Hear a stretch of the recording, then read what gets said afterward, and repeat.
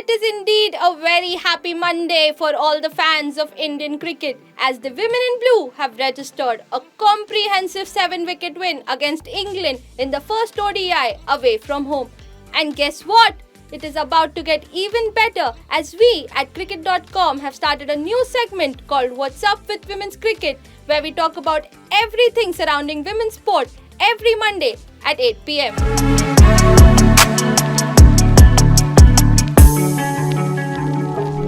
After a below-par performance in the series decider at Bristol, Team India showcased batting prowess to go 1-0 up in the 3-match series. Smriti Mandhana and Harmanpreet Kaur led India's charge in a modest run chase, with the left-hander scoring a match-winning 91 to lay a solid foundation for the Indian side. There ain't many things pleasing to the eye than watching Smriti Mandhana bat in full flow. And it was an absolute delight to witness one of the most elegant players in the women's circuit go about her business. While they were clinical in the first outing, the team ought to sort some of the major concerns heading into the T20 World Cup in the next 6 months. One of the glaring issues for the Indian team is the form of Shefali Verma. Along with Smriti Mandhana, she forms a formidable opening combination for the Indian side. However, runs seem to have dried up for the teenager post the T20 World Cup in Australia. She was dismissed for a solitary run in the first ODI, and her returns in the T20 series have been far from impressive.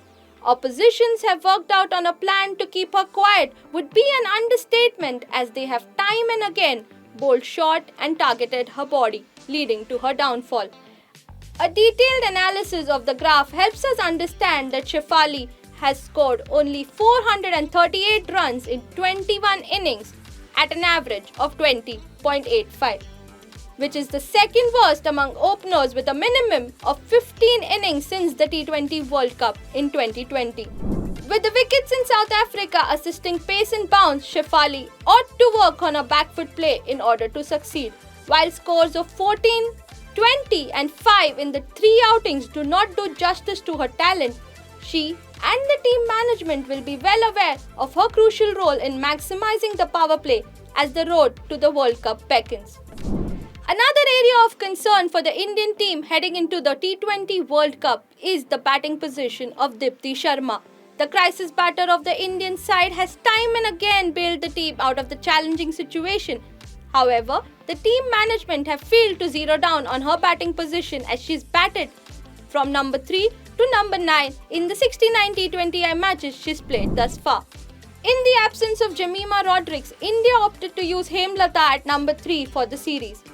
However, the move seemed to have backfired, as the right-handed batter struggled to find form and score runs in the middle overs. With only Smriti Mandhana as the other left-handed batter in the side, Harmanpreet can use the skills of Deepti in the middle overs or even send her in early if India lose their vice-captain cheaply. While she was brilliant with the ball in the first ODI and picked up 2 crucial wickets, there was one player in the Indian team who showcased yet again why she's one of the best pacers across the globe. We are talking about none other than Jhulan Goswami. At the age of 39, the sight of Jhulan Goswami running in and beating the bat on numerous occasions is a treat, and she was at her absolute best in the opening clash. With the 3-match series going to be her last one as she draws curtains on her glittering career, it is only apt that we at cricket.com give the Indian legend a fitting farewell. A city known for its widespread football field and rich legacy in the history of Indian football, a young 15-year-old Jhulan Goswami's heart was pinned on a different spot, albeit the same colour. While she was undoubtedly a die-hard football fan like most of the people in Kolkata, the kid in Goswami never wanted to pursue the sport, especially after keenly following the 1992 World Cup glued to her television sets. However, a breakthrough moment for her that planted a seed in her mind and heart was in the 1997 Women's World Cup, when she witnessed Belinda Clark dismantle the bowling attack of the opposition to help Australia lift the coveted trophy. The journey from a youngster who dreamt of donning the national colours after getting inspired by the women in action at the World Cup to creating a revolution in India, Goswami has witnessed plethora of ebbs and flows in her life. After graduating through the ranks of playing domestic cricket, Goswami made her international debut against England in 2002 on 6th of January in Chennai. Over 2 decades of her journey from being a rookie in the side to one of the greatest bowlers in the history of women's cricket, she shattered every single record in the game. In a week's time, as Goswami sets foot at Lord's carrying a billion hopes, she would be itching to end her career on a high with a series win. While we are on the topic of retirement, there is another player who announced her retirement from international cricket last week. We are talking about Rachael Haynes. The upcoming edition of the Women's Big Bash League will be the last time we'll see Rachael Haynes on the field, as the vice-captain of the Australian cricket announced her retirement from all forms of the game. Haynes was an integral part of Australia's title-winning campaign in the World Cup, the T20 World Cup, and the recently concluded Commonwealth Games. While it was expected for the veteran batter to hang her boots, the timing of the decision will leave Australian cricket in a spot of bother.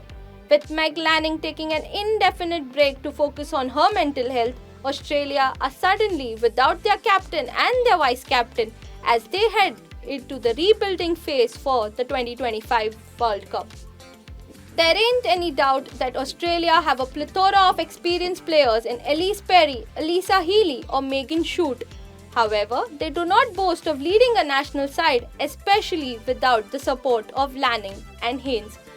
It will be interesting to see the tactics deployed by the Australian selectors and the team management as they head into the Women's Big Bash League and the international tours post that. Well, we'll leave it to there for the first episode of What's Up with Women's Cricket. I'll see you next week, hopefully discussing India's series win and more news surrounding the Women's Big Bash League and all the other matches across the globe. For more cricketing content revolving around India's series against Australia and the T20 World Cup in October, do follow and subscribe to our channel.